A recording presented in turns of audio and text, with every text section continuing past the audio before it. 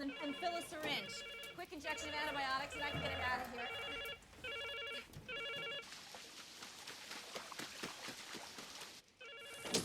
For once in your life, would it kill you to pick it up? Help me get this thing out of here. No, we just have...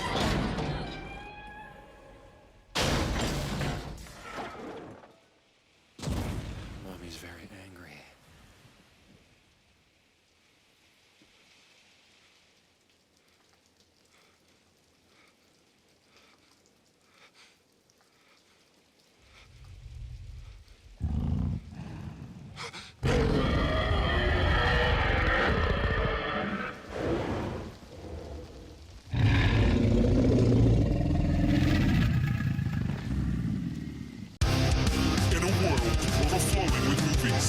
We need a hero. Someone to separate the bad from the good. Sounds like a job. Verbal dioramas. Watches all the movies from comedy to drama. From the top roll sound. And don't forget the action. She'll watch until the end and then she'll give you her reaction. Movies you know, movies you don't. Prequels, sequels, remakes, and trivia and outtakes. Movies you know, movies you don't. Interesting stories, all the categories. Hi everyone, I'm Em and welcome to Verbal Diorama episode 225, The Lost World, Jurassic Park. This is the podcast that's all about the history and legacy of movies you know and movies you don't. And as always, welcome to Verbal Diorama. Whether you are a brand new listener to this podcast, whether you are coming back because you're a regular or irregular returning listener, thank you for being here. Thank you for choosing to listen to this podcast. There are a lot of movie podcasts out there, and I'm so happy to have you here with me today for the history and legacy of The Lost World, Jurassic Park. Before we get stuck into The Lost World, Jurassic Park, I just want to say a huge thank you for the amazing comments that I got for the most recent episodes for Sequel-tember. So X-Men Days of Future Past was the first one that came out in Sequel-tember. And then Jaws 2, Jaws 3D and Jaws The Revenge. The first ever triple bill episode of this podcast.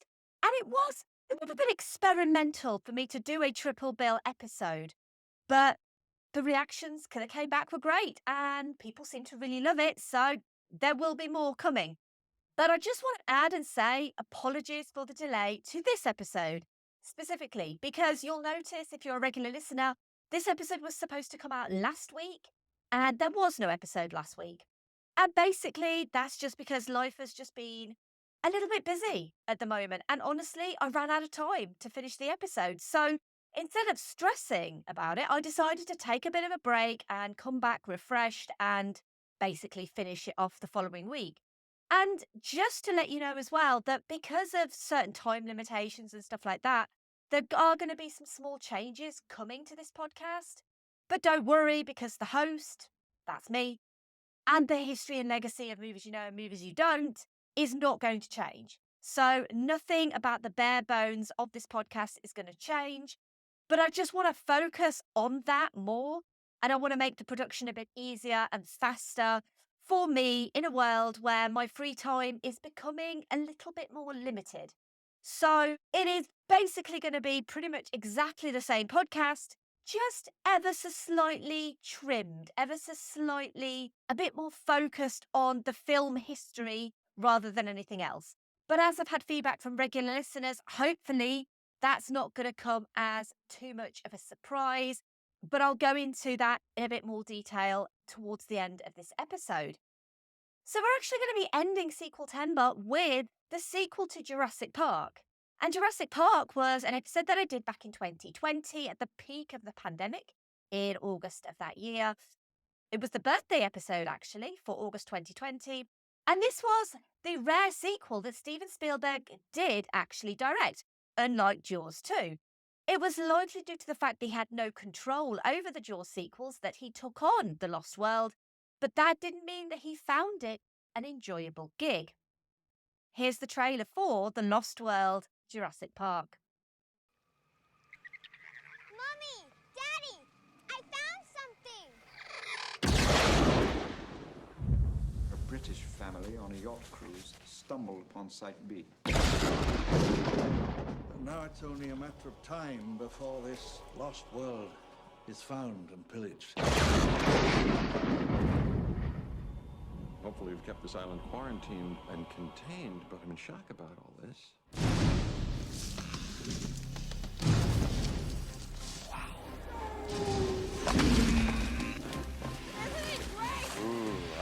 That's how it always starts.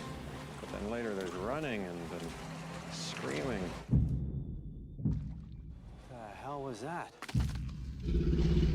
Go. As fast as you can. I need you to send rescue immediately. Taking dinosaurs off this island is the worst idea in history of bad ideas.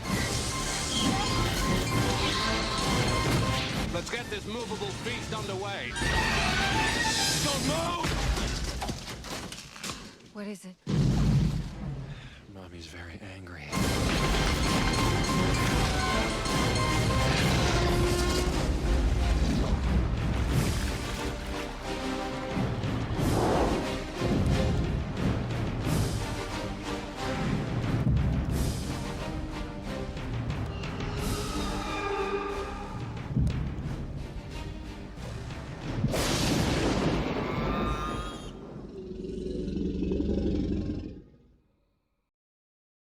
Years after the failure of Jurassic Park on Isla Nublar, John Hammond reveals to Ian Malcolm there was another island on which dinosaurs were bred before being transported to Jurassic Park.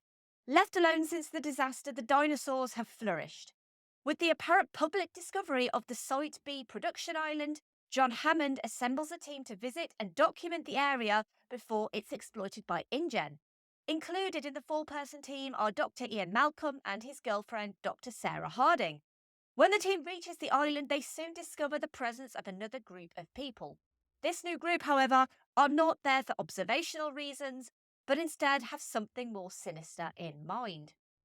Let's run through the cast. We have Jeff Goldblum returning as Dr. Ian Malcolm, Julianne Moore as Dr. Sarah Harding, Pete Postlethwaite as Roland Tembo, Arliss Howard as Peter Ludlow, Richard Attenborough as Dr. John Hammond, Vince Vaughn as Nick Van Owen, Vanessa Lee Chester as Kelly Curtis, Peter Stormare as Dieter Stark, Richard Schiff as Eddie Carr, Harvey Jason as AJ Sidhu, Joseph Mazzello as Tim Murphy, and Ariana Richards as Lex Murphy. The Lost World Jurassic Park has a screenplay by David Koepp, is based on The Lost World by Michael Crichton, and was directed by Steven Spielberg. So I mentioned at the top of this episode Jaws 2, and Jaws 2 was famously a sequel to his original movie that Steven Spielberg did not want to direct. He'd done his iconic shark movie and he felt no need to go back, plus obviously Jaws was an absolute disaster production. But this time around, Spielberg took on the sequel to his iconic dinosaur movie. What was it about The Lost World that enticed Spielberg to return for only his third directorial sequel? Second, if you take into account that Indiana Jones and the Temple of Doom is actually a prequel. Well, it turned out to be a deeply personal decision based on security and, to a degree, ease of getting back into the director's chair after a short break away from directing. But we'll come back to that in a bit. Because I don't need to tell you what a huge hit Jurassic Park was. You know it, I know it, Barbara down the road at number 57 knows it. Hi, Barbara. And that's a coincidence because it's also episode 57 of this podcast back in August 2020. And as I said, it was the birthday episode for that year. Jurassic Park became the highest grossing film of all time until Titanic surpassed it 5 years later, as well as Steven Spielberg's highest grossing film, surpassing E.T., a title it still holds to this day of movies that he directed, that is. So it's no surprise that not only did Universal want a sequel, but so did fans.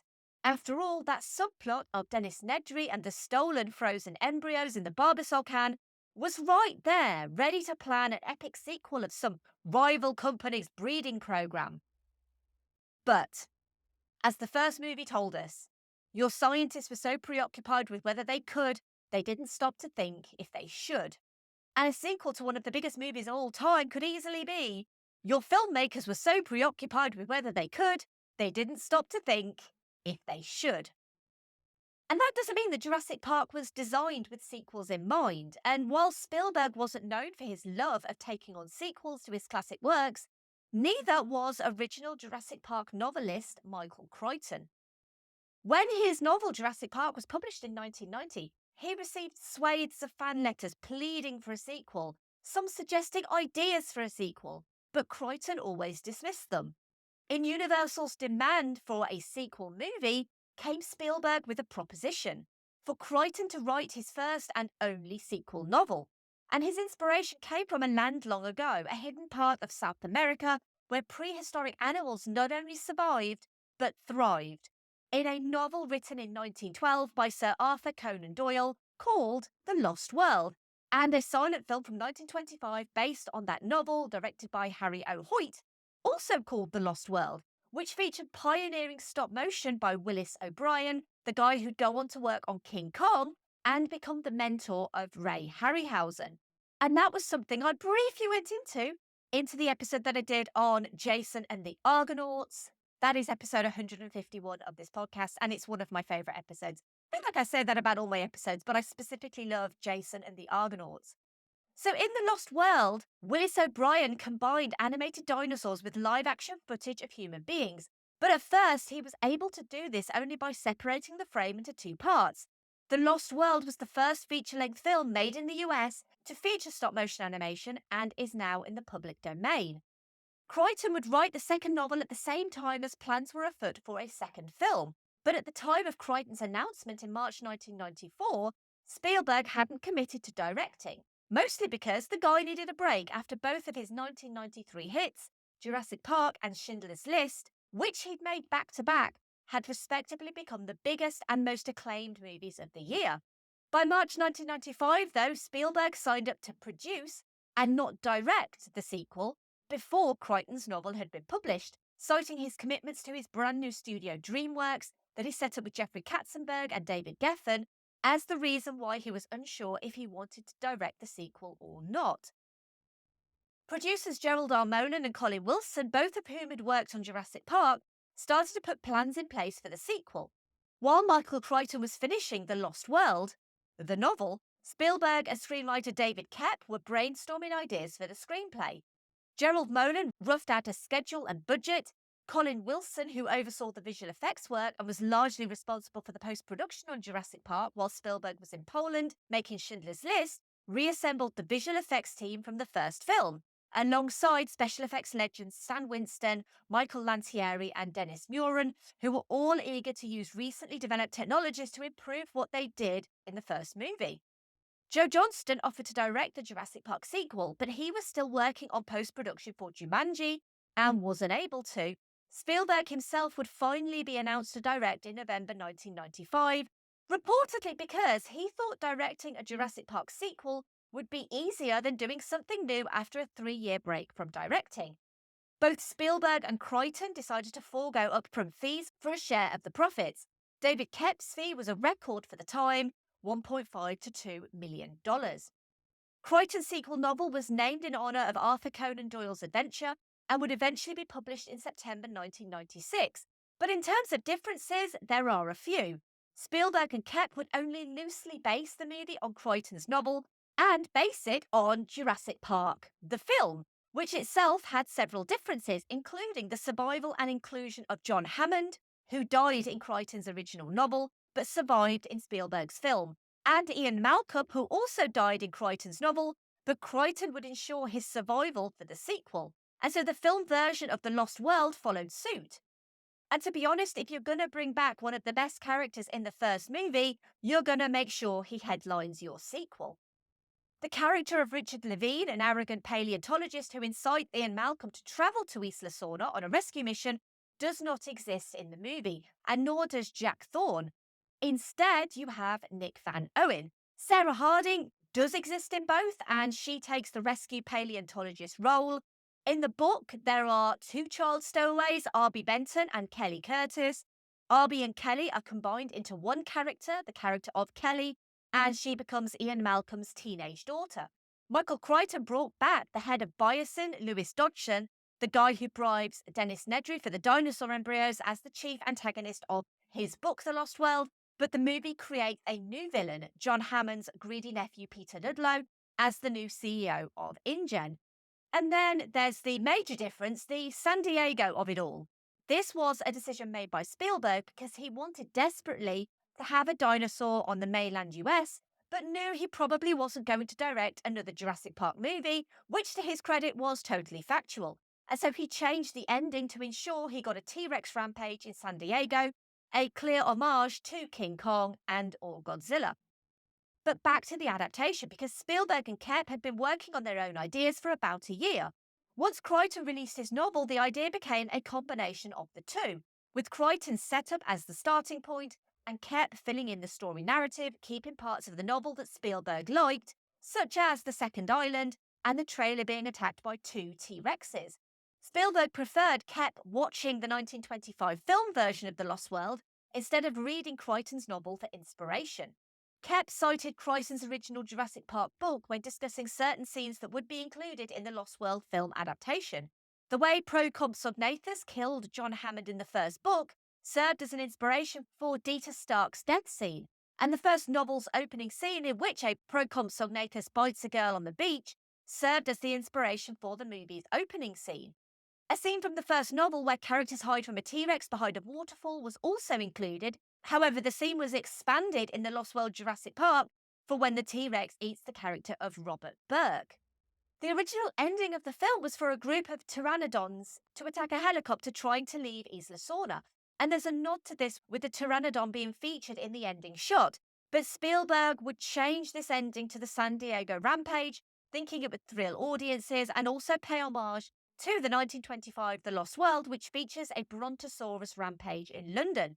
This brand new third act was completed by Koepp in a week. With the script in place, casting had started in earnest, with Richard Attenborough already set to reprise his role as John Hammond in 1994, and Jeff Goldblum confirmed to return as fan favourite Dr. Ian Malcolm, this time the lead rather than the dashing supporting character. And additionally, this time he brought along his on-screen daughter. In 1995, Steven Spielberg met young Vanessa Lee Chester at the premiere of her film A Little Princess. He asked her to sign an autograph and told her he wanted to cast her in one of his movies. A year later, young Vanessa got a call from Amblin saying Spielberg wanted to cast her in the Jurassic Park sequel. Vanessa was his first and only choice to play Kelly. Julianne Moore was cast after Spielberg admired her performance in The Fugitive. She was facing a huge divorce settlement at the time and admitted she took the job for the money, but ended up having a great time doing the movie.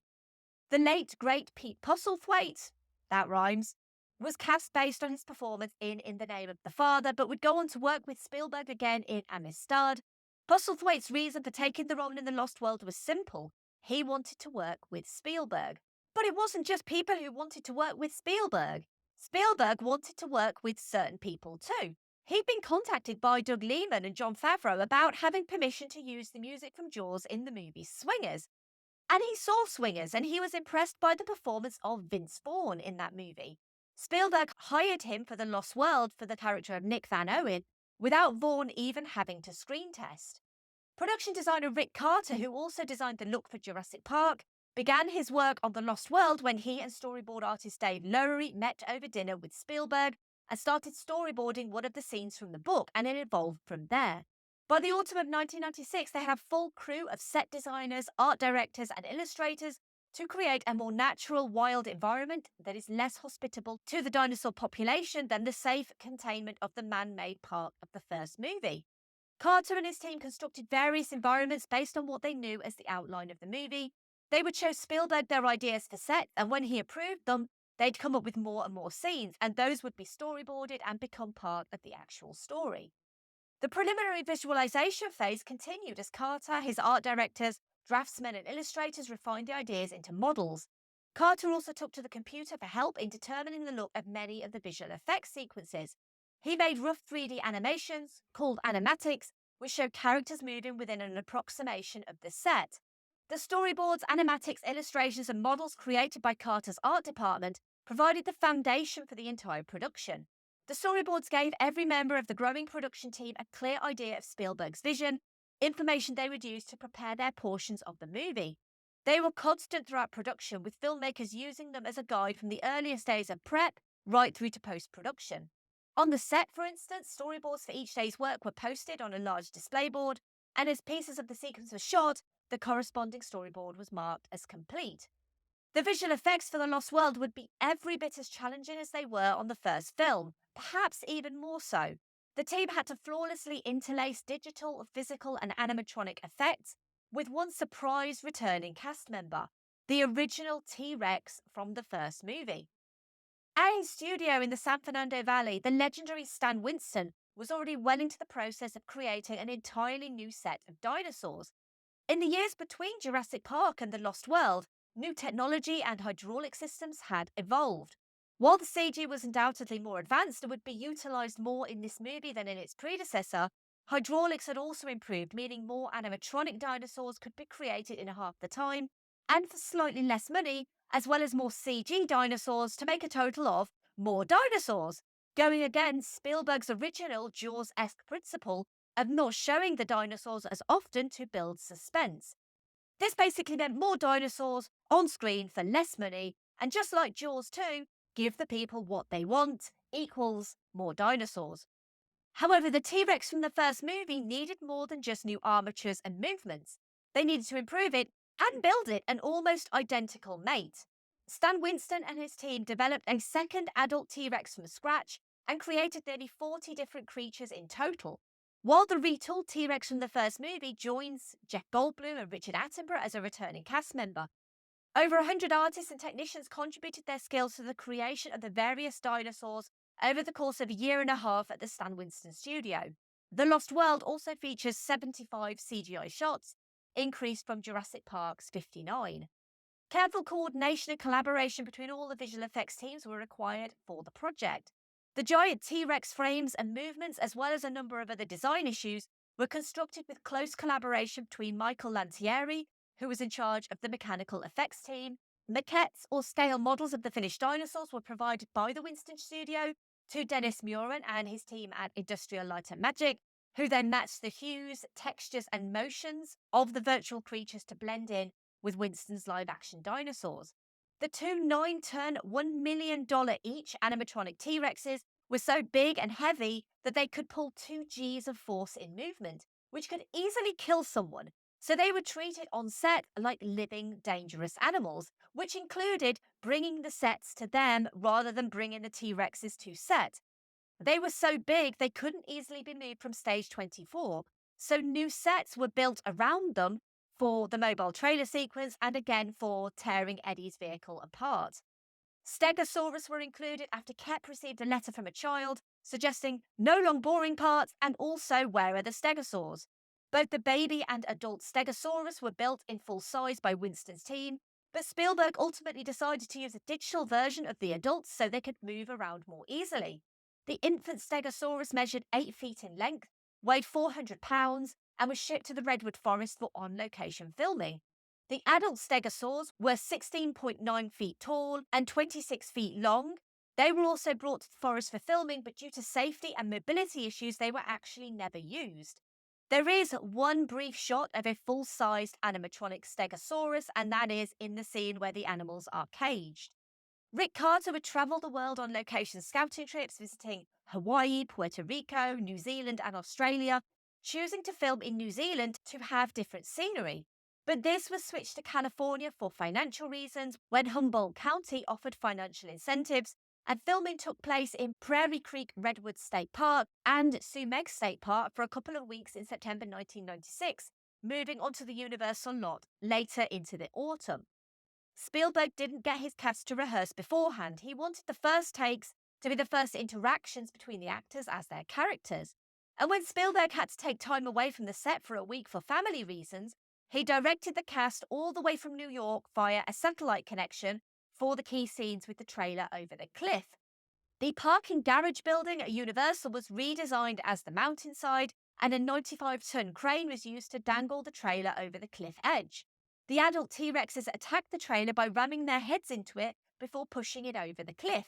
the animatronic versions of the T-Rexes were used, and rather than using CG, the animatronics were so heavy they did actually damage the trailers for real. Shots combining the animatronic T-Rexes and the trailer were captured on stage 24 at Universal, and additional scenes involving the trailer were captured on stage 27. A portion of the trailer scene where actor Richard Schiff attempts to throw rope to the characters stuck in the trailer was filmed in a continuous take using a 26-foot crane arm and a dolly track built into the stage. It didn't mean key shots weren't tricky. Interference from other equipment would mean the in-trailer shots weren't working. 15 takes later, a remote focus mechanism was mounted onto the camera, and they finally managed to get the shot. And while it's tough to replicate the majesty of key scenes in the original Jurassic Park, there are some terrific shots in this movie. From Julianne Moore falling and delicately trying to balance herself on a cracking glass windscreen over the edge of a cliff, to the raptors hunting the InGen team through long grass. And this grass was really grown for the production. 8 acres of land in Newell, California was planted a year before the shoot. The acreage was necessary for any reshoots as flattened grass wouldn't come back up. And an 8-scale dock and miniature ship were created for the scene in which the T-Rex arrives in San Diego. And if you're wondering just how the ship's crew all suffered a gruesome fate while the T-Rex was in the hold, originally a raptor was supposed to have escaped and killed everyone on board, but this was cut for time. Speaking of character deaths, I mean, there's a lot of character deaths in this movie, and this movie is probably a bit more horrific and gruesome than the first movie. But let's just say poor Dita Stark. And speaking of Dita Stark, that's a lovely segue, and not very original, to the obligatory Keanu reference of this episode. The obligatory Keanu reference is going nowhere. The obligatory Keanu reference is staying in this podcast. This is where I try to link the movie that I'm featuring with Keanu Reeves. And why am I mentioning Dita Stark? Peter Stormare, who plays Dita Stark, starred with Keanu in the excellent and very highly underrated Constantine. He plays the character of Lucifer and is widely seen as one of the best on-screen depictions of Lucifer, the devil, Satan, however you want to call him. But that is the obligatory Keanu reference. And literally, as soon as I realised I was doing The Lost World Jurassic Park and Peter Stormare was in it, that was it. I knew what the reference was going to be. It's that easy. It's not always that easy, but this week it is that easy. But we can't talk about a Steven Spielberg movie without talking about the frequent collaborator of Steven Spielberg and the guy who also did the music for the original Jurassic Park. Because not only did Steven Spielberg return for The Lost World Jurassic Park, the score was once again composed and conducted by the legendary John Williams.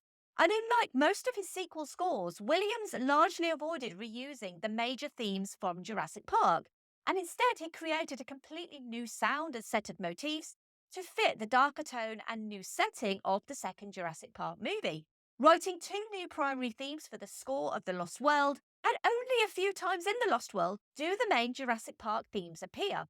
Steven Spielberg would actually say that he thought that Williams' work on the follow-up was better than his work on the original Jurassic Park.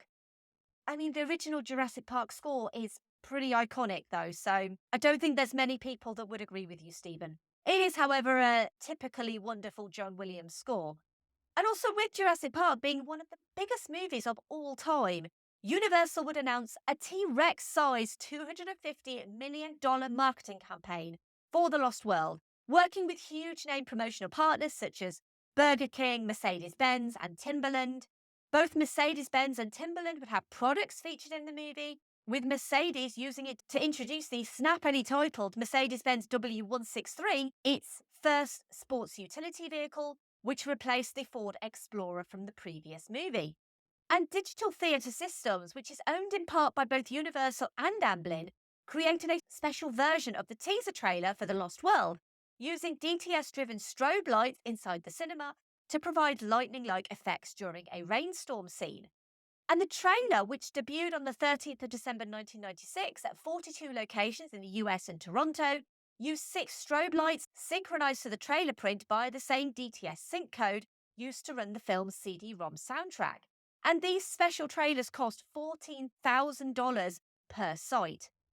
The Lost World Jurassic Park premiered on the 19th of May 1997 at the Cineplex Odeon in Universal City, California, and released wide on the 23rd of May 1997, where it grossed $104 million in its first week alone, opened at number 1 at the box office. Its only competition that week was Addicted to Love, the Meg Ryan, Matthew Broderick romantic black comedy. The Lost World spent 2 weeks at number 1 before being dethroned by Con Air. Fox would pay a whopping $80 million for the TV broadcasting rights to The Lost World Jurassic Park and began airing it on TV on the 1st of November 1998. And the TV version included several deleted scenes reinserted into the movie. On a budget of $73 million, The Lost World Jurassic Park grossed $229.1 million in the US and $389.6 million internationally, for a total worldwide gross of $618.6 million, becoming the second highest grossing film of 1997 behind Titanic. Not a patch on the original worldwide gross of $1.11 billion, and nothing compared to Jurassic World's $1.67 billion, but at least it was more than Jurassic Park 3. Right? But while it did sterling business financially, critically, the sequel's darker tone didn't sit too well with critics or audiences. And in hindsight, even Spielberg doesn't think the film lived up to expectations. He would say to the New York Times in 2016 that Jurassic Park, quote, made $1 gazillion, which justifies the sequel. So I come in like it's going to be a slam dunk and I wind up making an inferior movie to the one before, unquote. And you'd be hard-pressed to find anyone making an argument that The Lost World Jurassic Park surpasses Jurassic Park. It currently sits at 54% on Rotten Tomatoes. It doesn't mean it's a terrible movie. It just means it's never going to be as good as the original, which is kind of unfortunate for any sequel to Jurassic Park. It was nominated for an Academy Award for Best Visual Effects at the 70th Academy Awards, which it lost to Titanic, which is unsurprising as most nominees lost to Titanic that year. It was also nominated for a Grammy for John Williams for Best Instrumental Composition, as well as 3 Golden Raspberry Awards and 2 Stinkers Bad Movie Awards. And of course, there were sequels to this movie. There was Jurassic Park 3 in 2001, and then the sequel/reboot in 2015 with Jurassic World Fallen Kingdom in 2018, and Jurassic World Dominion in 2022. Right, let's move over to some listener thoughts. And this is going to be, for a while at least, the final listener thoughts section of the podcast. This is where I normally go on social media and Patreon, and I ask people what they think of the movie that I'm featuring. While it is only a small part of this podcast, it's always received a bit of a mixed reception from listeners. Some people love to hear people's thoughts about the movie, whether they agree or disagree, and some people don't want to hear other people's thoughts. They're just here for the history and legacy of the movie. And I totally respect that because this is a film history podcast. So my plan is to trial removing listener comments until the end of the year, see how much more time that gives me on producing these episodes, because obviously getting these comments and adding them and putting effects on them and stuff like that, it does take a little bit of extra time. But I didn't just want to remove listener comments. So I put it out to the patrons of this podcast because I'm so very grateful to the patrons of this podcast for their support. And so I thought, let's say goodbye with a bang with the patron thoughts for The Lost World Jurassic Park. And we're going to start with, as always, perennial commenter Andy, who says, where do I begin with The Lost World? Much like the novel that came out in response to the success of the 1993 film, The Lost World Jurassic Park feels equally a product of studio synergy and marketing, where it doesn't even feel like a Spielberg film. It leans into all of the worst instincts that were merely skirted in the original film: self-righteous dialogue, two-dimensional antagonists, action set pieces for the sake of action set pieces, etc. Slightly better than JP3 and some of the sequel World trilogy, but it really struggles against the other big Spielberg-produced blockbuster of the summer, Men in Black, which is pretty damn perfect. Because Andy is perennial commenter Andy, he comments pretty much every episode. And so every episode, pretty much, I give him the plug for his podcast, Geek Salad. Go and check out Andy's podcast. It is called Geek Salad, and it is your one-stop shop for everything and anything geeky. I'll put some information in the show notes for Geek Salad. Please have a listen. I guarantee you will find episodes to love. And the final Patreon comment comes from Brett, who says, The Lost World is a film that takes what Jurassic Park did and eliminates the suspense and adds more action and more dinosaurs. Ian Malcolm seemed like a completely different character from the original, and it ultimately didn't feel like a Spielberg film. Even with all of those flaws, The Lost World is a blast and was always a film I would immediately watch after the original, even today. And Brett also has his own podcast. It's called Dissect That Film, and it is full of movie retrospectives, new releases. There's even some TV show discussions in there. And it's Brett and Dan and Angela. It is a terrific podcast. They are excellent friends of this podcast. And I highly recommend that you also listen to Dissect That Film. But that is it. That is, for the time being, the very last listener comments section of this podcast. Whether it comes back in the future, whether it comes back slightly different, who knows? I'm going to see what happens towards the end of the year and make a decision as to what I'm going to do. But for now, it's a goodbye to the listener comment section of this podcast. Goodbye, listener comment section. It's amazing to think, actually, that 26 years have passed since The Lost World first debuted. And 4 additional films in the franchise, Jurassic Park 3, Jurassic World Fallen Kingdom, and Jurassic World Dominion, have all failed to match its magic. And this strange sequel has surprisingly grown all the more stronger for the other sequels kind of not being so great. John Hammond declares at the beginning of this movie, "We won't make the same mistakes," referring to the failures of the first Jurassic Park.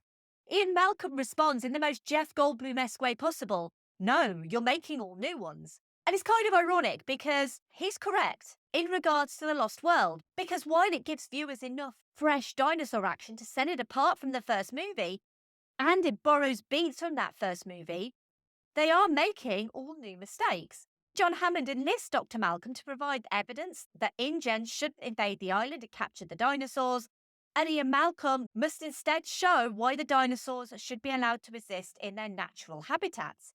But Ian Malcolm's selection for the mission is kind of implausible, given his incredibly vocal opposition to the creation of dinosaur clones in the first place. But oh no, his girlfriend is already there, and oh no, his teenage daughter is stowed away. It is all contrived to the point of ridiculousness, but it also doesn't make it any less enjoyable to watch. When viewed as standalone set pieces, The Lost World's action is quite masterful, featuring Spielberg behind the camera and some of the most cutting-edge effects work in Hollywood. However, there's still not much meat between the bones. There are paper-thin bad guys who are literally waiting in a line to be devoured by dinosaurs. There are cringeworthy remarks, and there are phony justifications for moving from one dinosaur encounter to the next. Where Jurassic Park had smart characters occasionally doing dumb things, The Lost World has dumb characters doing dumb things. Julianne Moore is one of the most acclaimed actors of her generation, but Sarah Harding seems to be written to just be an idiot.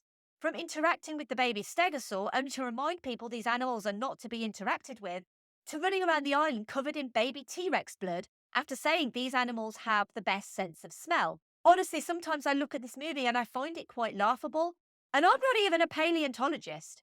But technologically speaking, in the absence of his regular cinematographer Dean Cundey, Spielberg enlisted Janusz Kaminski, and his outstanding cinematography really does stand out, especially when compared to the first Jurassic Park.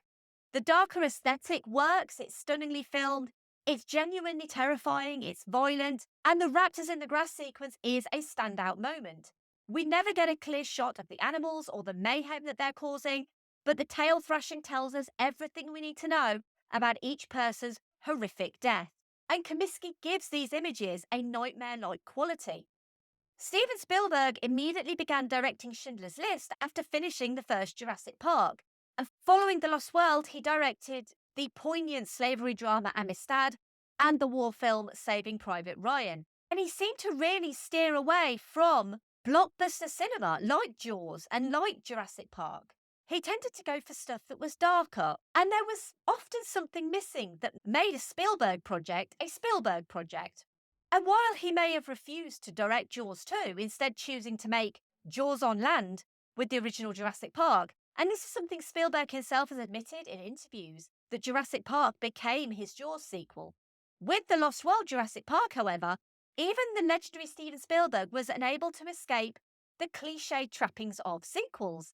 There's more CGI, more dinosaurs, more bloodshed, more humans being eaten, more of everything, really. Not even the inclusion of the normally suave, stoic Ian Malcolm could help proceedings, and definitely not a gymnastic kick to a raptor's face. But for all its flaws, The Lost World's dark, horror-tinged influence is still felt today. And with the most recent Jurassic World Dominion getting a critical slating, it is still easily the best follow-up to Jurassic Park.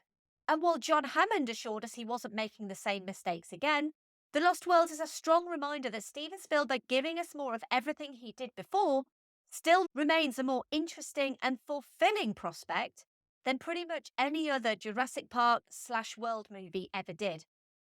But thank you for listening. As always, I would love to hear your thoughts on The Lost World Jurassic Park. And as always, get involved. Help this podcast grow. If you do love what I do and you want to help Verbal Diorama grow for free, then you could leave a rating or review wherever you found this podcast. You can find me all across social media. I am on Twitter. Apparently it's called X now, but I still call it Twitter. Facebook, Instagram, Threads, and also Blue Sky now as well. I am at Verbal Diorama. You can retweet, you can like posts or repost posts or whatever you want to do with those posts. Find me on social media, follow me, follow the work that I'm doing, and spread the word about this podcast. And you can also do that as well by telling friends and family about this podcast too. And if you did like this episode on The Lost World Jurassic Park, then of course I'm going to recommend episode 57, the original Jurassic Park. It's one of those episodes that I genuinely love doing. I can only hope that this is a worthy follow-up to that episode. Of course, give me feedback or on the recommendations or anything to do with this episode. Let me know on social media what you think. And the next episode, well, October is upon us, and October is the start of official spooky season, and I wanted to do more horror. I'm always asked on this podcast to do more horror. So I wanted to start out with something a bit fun and a bit campy, a bit of a cult classic, along the veins of one of my personal favourites, Tales from the Crypt Demon Night, which is an episode that I've done in the past. I love that movie so much. And that is the 1997 horror fantasy Wishmaster. Wishmaster was executively produced by none other than Wes Craven and features a host of very famous horror cameos, as well as links to a couple of other movies that I'm also going to be featuring in October. So join me next week for the history and legacy of Wishmaster. And just by listening to this podcast, you are supporting this podcast, and I'm so grateful. But if you do want to join the patrons of this podcast, then you can at verbaldiorama.com/Patreon. And they are Simon E, Sade, Claudia, Simon B, Laurel, Derek, Vern, Kat, Andy, Mike, Luke, Michael, Scott, Brendan, Lisa, Sam, Jack, Dave, Stuart, Nicholas, Zoe, Kev, Pete, Heather, Danny, Ali, Tyler, Stu, Brett, Philip, Michele, and a huge hi and welcome to brand new patron Russell. Russell actually sent me the loveliest email recently telling me how much he enjoys listening to the podcast, how much he enjoys listening with his son as well, and also how much he loves the fact that this podcast is family friendly because, well, no one wants their kids listening to the F-bomb every so often. So thank you for the lovely email, Russell, and thank you for becoming a patron. I'm so grateful to all the patrons, but especially this week to Russell. So thank you so much to you all. And obviously, if you don't want to become a patron, but you do want to support financially in another way, you can always give me a tip by going to verbaldiorama.com/tips and just give a one-off donation, just something to maybe buy me a coffee or buy Evie some Licky Licks. That would be awesome. But again, no obligation. This podcast is free and it always will be free.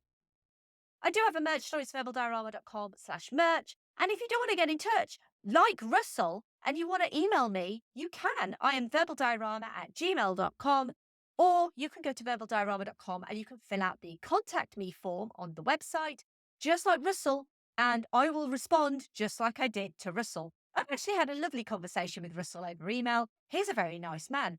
You can also find my work at filmstories.co.uk. You can check out the magazine that I write for and the online articles as well. And finally, Kelly? Kelly, no!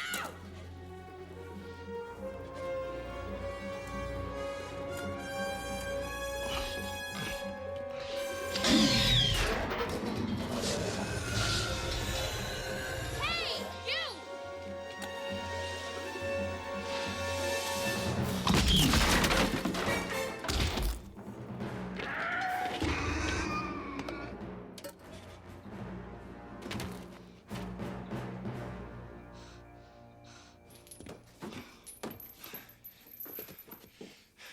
The school cut you from the team? Bye.